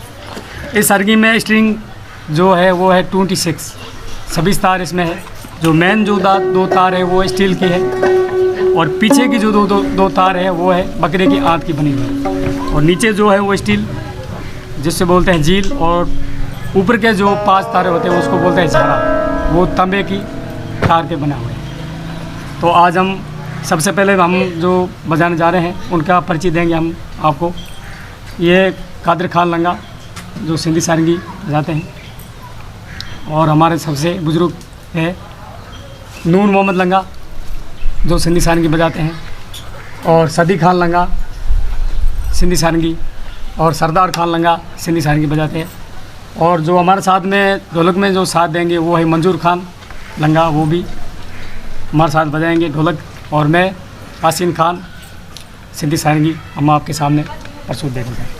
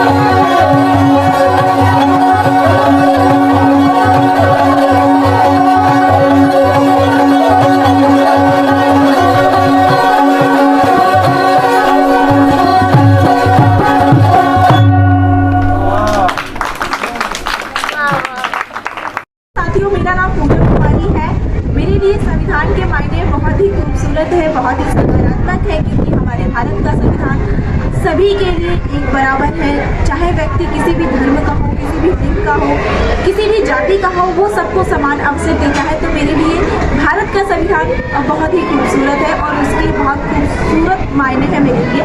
और मुझे मेरा भारत का संविधान क्या देता है, मुझे अपनी बातों को, अपनी भावनाओं को प्रकट करने का मौका देता है, मुझे अपनी इच्छा उपयुक्त कार्य करने का मौका देता है, मुझे घूमने फिरने की आज़ादी देता है। तो मेरे लिए भारत के संविधान के मायने बहुत ही खूबसूरत है, बहुत ही सकारात्मक है। धन्यवाद। नमस्कार, मेरा नाम कुलदीप कौर है, मैं दिल्ली से हूँ। मेरे लिए संविधान बहुत मायने रखता है क्योंकि वो मुझे मौलिक अधिकार देता है जो कि मेरे को गरिमापूर्ण और शांतिपूर्ण जीवन जीने के लिए अनिवार्य है। और ये मेरे को साथ ही साथ अवसर की क्षमता भी देता है जो कि मेरे कौशल और मेरे जीवन में आगे बढ़ने के लिए बहुत ही ज़रूरी है। Thank you. संविधान का हमारे जीवन में महत्व। संविधान का हमारे जीवन में बहुत बड़ा महत्व है क्योंकि संविधान के कारण ही हमारे अधिकार एवं कर्तव्यों की रक्षा हो पाती है तथा हम सभी स्वतंत्रता पूर्वक अपना जीवन जी सकते हैं। संविधान के कारण ही जो हमारे देश की लोकतंत्रात्मक शासन प्रणाली है उसको सुचारू रूप से संचालित किया जा सकता है एवं हमारे राष्ट्र की जो व्यवस्था है वो सही रूप से लागू हो सकती है। इसीलिए संविधान हमारे लिए महत्वपूर्ण है एवं इसका हम सभी के लिए बहुत अधिक महत्व है। जिंदाबाद। मेरा नाम मयंक और मैं स्कूल फॉर डेमोक्रेसी के साथ जुड़ा हूँ। कॉन्स्टिट्यूशन डे के अवसर पे मैं अपनी बातें रखना चाहता हूँ कि क्यों कॉन्स्टिट्यूशन मेरे लिए इम्पॉर्टेंट है। और जो सबसे इम्पॉर्टेंट चीज़ मेरे को लगता है कि कॉन्स्टिट्यूशन जो नॉर्मेटिव आइडियाज़ हैं लिबर्टी, इक्वालिटी और फ्रैटर्निटी का, उसको वो एक कॉन्क्रीट फॉर्म देता है, उसको एक यथार्थ तौर पे तब्दील करता है। तो ना सिर्फ एक एब्स्ट्रैक्ट प्रॉमिस है संविधान हमारे लिए, बल्कि उसको एक यथार्थ तौर पे तब्दील करने की कोशिश की गई है और ये इसलिए भी महत्वपूर्ण है क्योंकि भारतीय समाज में इतने तमाम तरह के स्ट्रक्चरल डिप्रीवेशंस हैं, कास्ट के नाम पे, जेंडर के नाम पे, लैंग्वेज के नाम पे।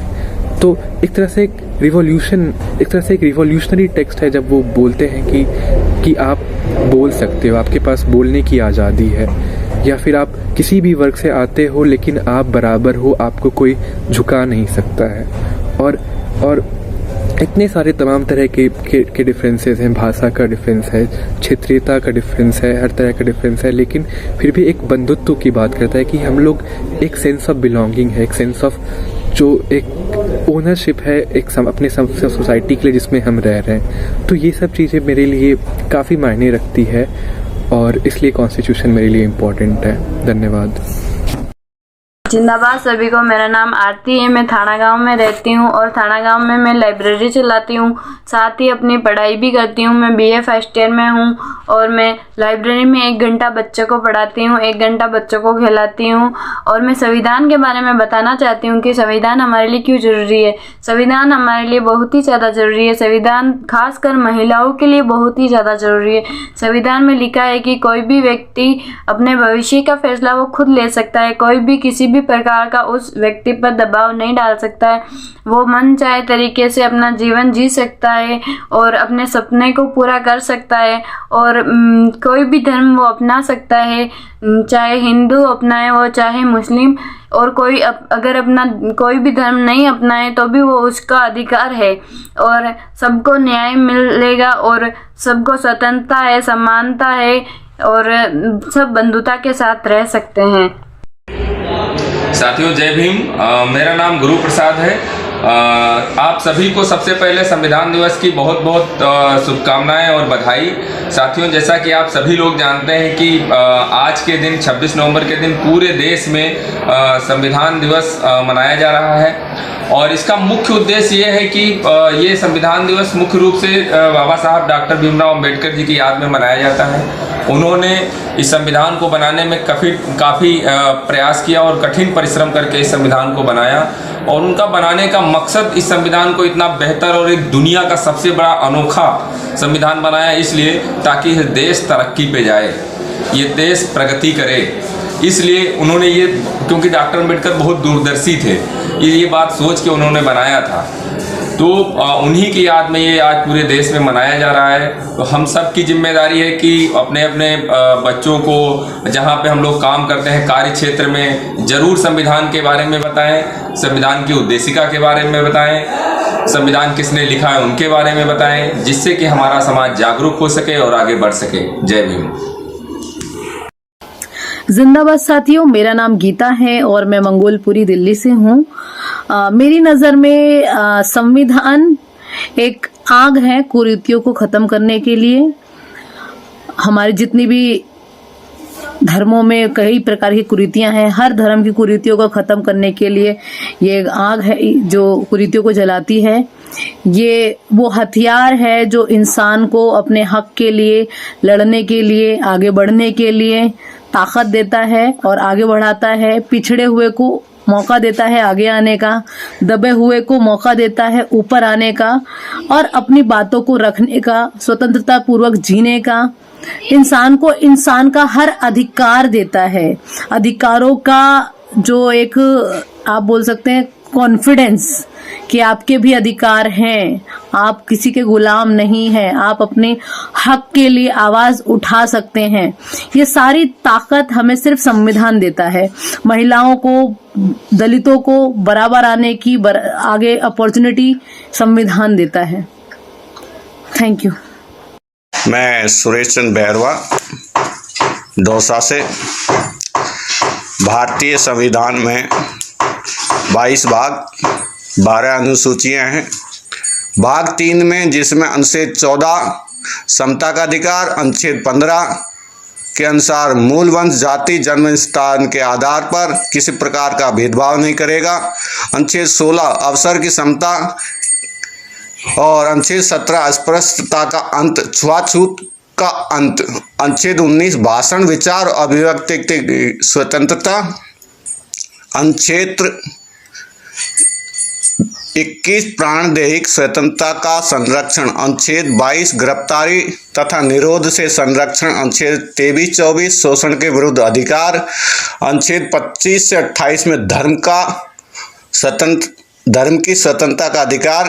अनुच्छेद 29 से 31 में संस्कृति और शिक्षा संबंधी अधिकार। अनुच्छेद 32 से 35 संवैधानिक उपचारों का अधिकार और अनुच्छेद 226 में उच्च न्यायालयों में अपने मूल अधिकारों का उल्लंघन होने पर न्यायालय के दरवाजे खटखटा सकते हैं। भाग 4 नीति निर्देशक तत्व लोक कल्याण की अभिवृद्धि करेगा और अनुच्छेद 36 से 51 तक में नीतियों को बनाएगा।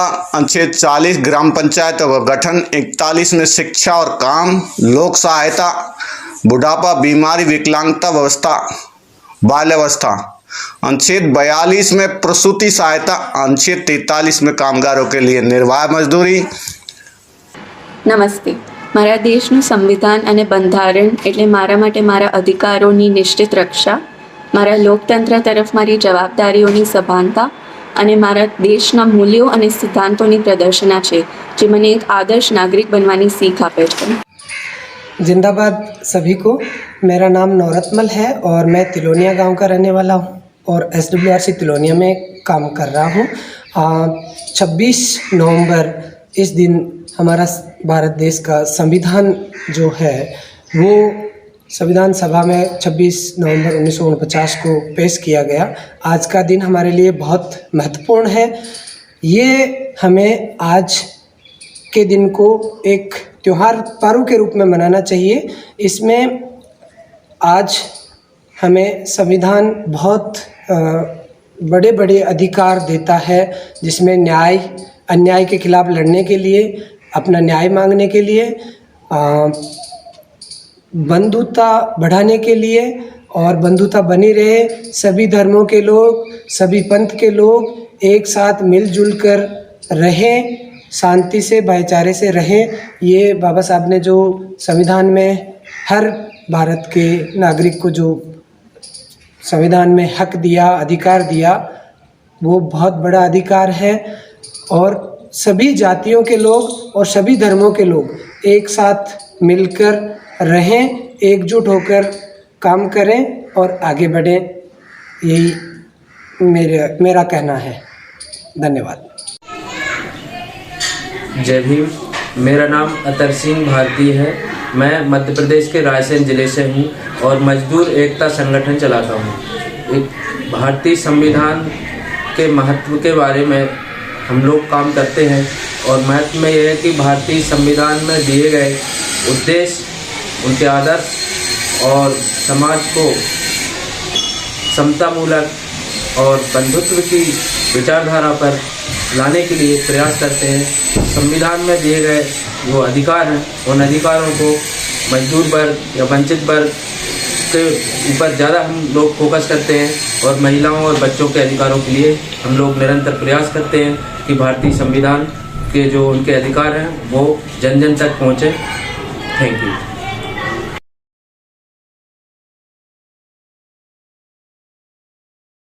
नमस्कार, हमारा नाम हेमनाथ है और मैं तिलोनिया SWRC में काम करूं संचार विभाग टीम के साथ।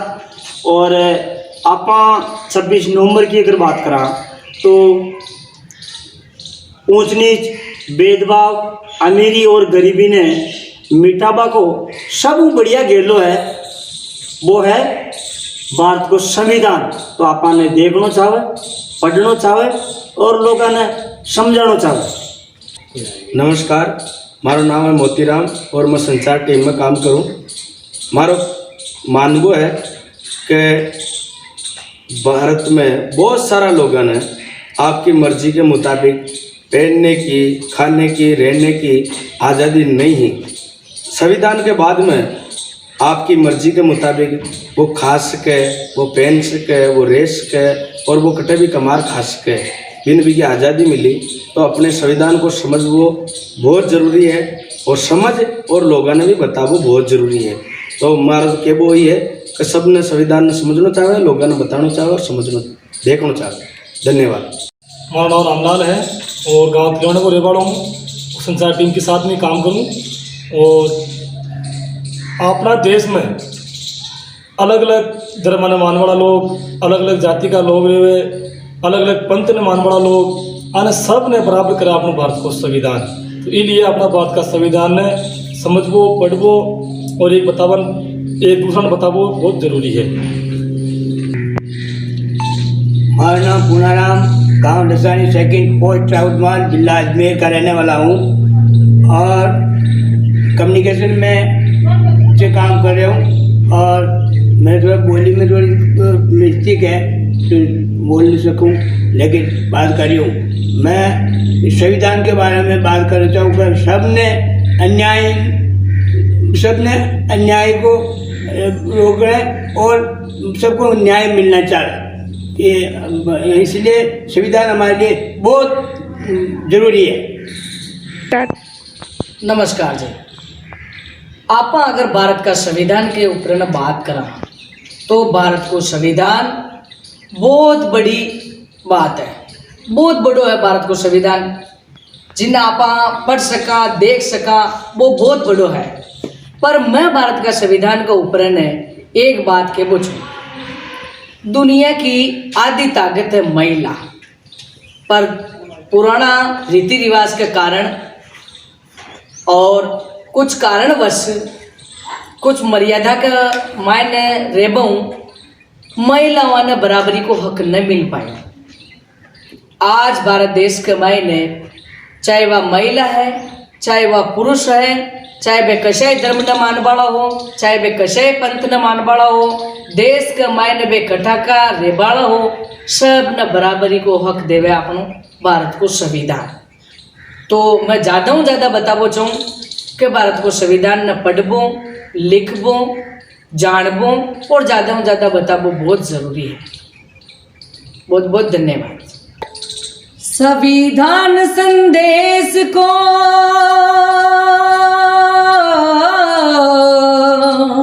संविधान संदेश को दिल से अपनाएंगे हम भारत के लोग देश का मान बढ़ाएंगे। हम भारत के लोग देश का मान बढ़ाएंगे। रंग रूप भाषा और वेश रीत पंथ हो भले अनेक, रंग रूप भाषा और वेश रीत पंथ हो भले अनेक, मतभेद तो भी हो एक, लोग यहाँ पर हो सबने, मतभेद तो भी हो एक, लोग यहाँ पर हो सबने। लोगों के लिए लोगों से बना लोगों का अपना प्यारा देश, लोगों के लिए लोगों से बना लोगों का अपना प्यारा देश। न्याय समानता आजादी बंधुता लाएंगे, हम भारत के लोग देश का मान बढ़ाएंगे। हम भारत के लोग देश का मान बढ़ाएंगे। हिंदू मुस्लिम जैन बौद्ध सिख ईसाई भी हम हैं। हिंदू मुस्लिम जैन बौद्ध सिख ईसाई भी हम हैं। आस्तिक या नास्तिक सब भाई बहन से क्या कम है। आस्तिक या नास्तिक सब भाई बहन से क्या कम है। पहाड़ हो या मैदानी, जंगल हो या बर्फानी, पहाड़ हो या मैदानी, जंगल हो या बर्फानी, सागर या नदियों का पानी या फिर कोई रेगिस्तानी, सागर या नदियों का पानी या फिर कोई रेगिस्तानी। हम संविधान के मूल को, संविधान के मूल को हर वक्त बचाएंगे। हम भारत के लोग देश का मान बढ़ाएंगे। हम भारत के लोग देश का मान बढ़ाएंगे। गरिमा और समता का सपना पूरा करने की, गरिमा और समता का सपना पूरा करने की। अरे क्या करना क्या नहीं करना ये बात समझने की, क्या करना क्या नहीं करना ये बात समझने की। राजनीति न्याय